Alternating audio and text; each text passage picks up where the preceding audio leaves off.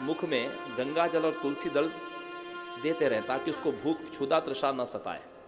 गंगा जल तुलसी दल उसके मुख में देते रहें और उसके समीप बैठ कर के भगवान विष्णु का सहस्त्र नाम, श्रीमद् भगवद गीता या भगवान का कीर्तन, पवित्र नामों का कीर्तन कानों में गाते रहें। और ऐसी अवस्था में यदि प्राण निकलेंगे तो उसको यम का त्रास कभी नहीं होगा, ऐसा गरुड़ पुराण में भगवान विष्णु कह रहे हैं। उसको यम का त्रास नहीं होगा। यह है मृत्यु की कला। ये यदि आपको मरना आ जाए तो जीवन तो आपने अच्छा जिया ही है।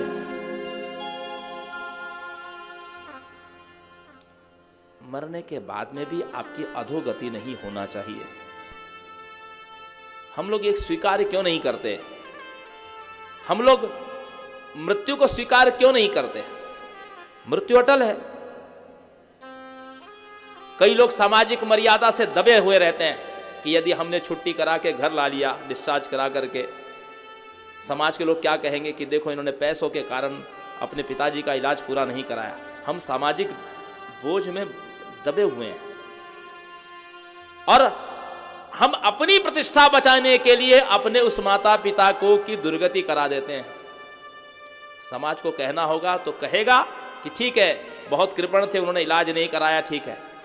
और आप उस प्रतिष्ठा को बचाने के लिए उनके मरने के बाद में उनकी श्राद्ध विधि धूमधाम से करिए, अच्छे से करिए, ताकि और बहुतेरे दान दे करके ताकि उनकी और पारलौकिक गति उत्तम हो। तब तो समाज आपको कृपण नहीं कहेगा।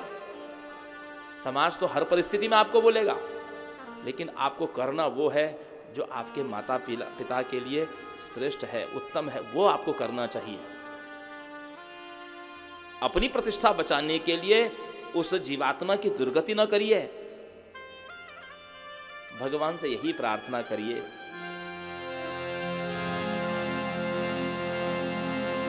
इतना तो करना स्वामी, जब प्राण तन से निकले, गोविंद नाम लेकर मेरी जान तन से निकले। इतना तो करना स्वामी। या तो गंगा जी का तट हो या ब्रज का वंशी बट हो,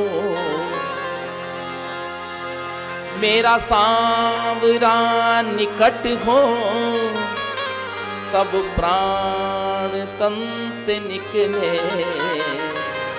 इतना तो करना स्वामी। मेरी खंडवा में कथा चल रही थी मध्य प्रदेश में। मुझे स्वप्न आया कि मेरी माता शरीर छोड़ रही है, मेरी गोद में उसने सिर रखा है। मैं नागपुर कथा से जब पहुंचा और वही दृश्य जो मैंने स्वप्न में देखा था, वही दृश्य 3 दिन के बाद में घटित हुआ है। माँ के प्राण मेरी गोद में निकल रहे हैं। मैं प्रयास कर रहा हूँ कि माँ भगवान का नाम ले लो, नहीं ले पा रही। और मैंने उस दिन, माँ चल नहीं पाती थी, उनका हिप बोन का ऑपरेशन हुआ था। मैंने बड़े अपने आप स्वयं ही मैंने गाड़ी धोई थी कि आज माँ को कैसी प्रकार मंदिर ले जाऊंगा। और उस गाड़ी में मुझे माँ को अस्पताल ले जाना पड़ा। प्राण तो उनके गोद में निकल चुके थे। मैं अस्पताल लेकर के गया। डॉक्टर ने कहा कि पीएम होगा, पोस्टमार्टम के बिना बॉडी नहीं दी जाएगी। मैंने बड़ी लड़ाई की, जितने मेरे सब सोर्स थे सब लगा दिए।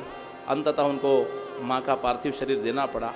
मैंने कहा कि मैं शव के शरीर के साथ खिलवाड़ करने नहीं दूंगा। माँ को लेकर के आया। भाइयों से पूछा क्या करना है? बोले माँ को हम लोग काशी लेके जाएंगे। हम लोग फिर रात में काशी लेकर के निकले कि शरीर भले गंगा जी के पास में नहीं छूटा है, लेकिन दाह संस्कार वहीं होगा। काशी बनारस लेकर के पहुँचे और जब माँ का दाह संस्कार हो रहा था, इतना अद्भुत दृश्य था मणिकर्णिका पर।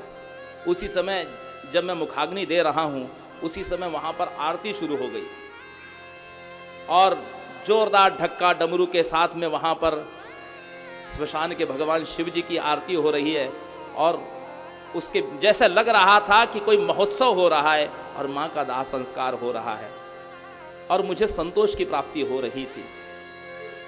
या तो गंगा जी का तट हो या ब्रज का वंशी बट हो, मेरा सांवरा निकट हो, तब प्राण तन से निकले, इतना तो करना स्वामी।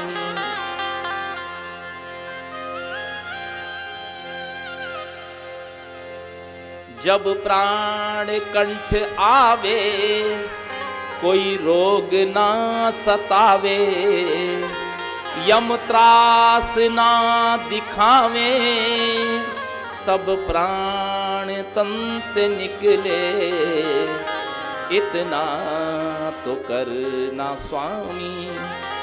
जब प्राण तन से निकले, गोविंद नाम लेकर, मेरी जान तन से निकले।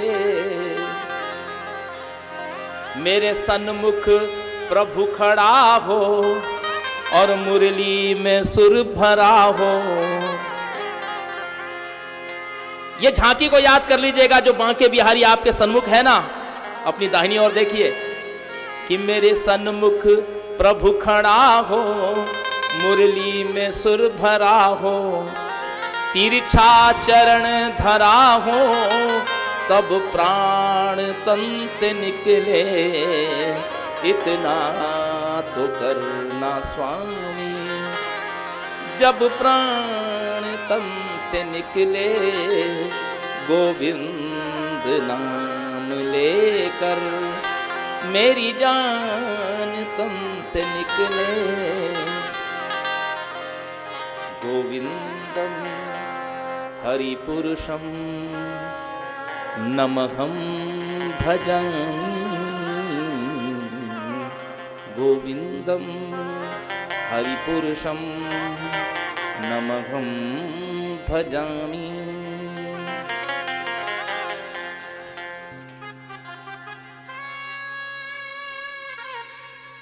राजा जन्मेजय को इसी बात का दुख था कि मेरे पिता का दुर्मरण हुआ है, रणभूमि में मृत्यु नहीं हुई, ऊपर से हुई है तो शैया पर मृत्यु हुई है, तो मेरे पिता की अधोगति हुई है। और तीसरी सबसे मुख्य बात कि उनकी आदि भौतिक मृत्यु हुई है, पर प्राणी के द्वारा जिसकी मृत्यु होती है वह व्यक्ति को गति नहीं मिलती। हमने निवेदन किया था प्रथम दिवस कि श्रेष्ठ मृत्यु वो है कि शरीर में कोई बीमारी, रोग, व्याधि हो जाए। कभी कभी लोग कहते हैं अरे देखो कैसे कैंसर से उसका शरीर सड़ रहा है, बड़ा पापी है। नहीं, पापी नहीं,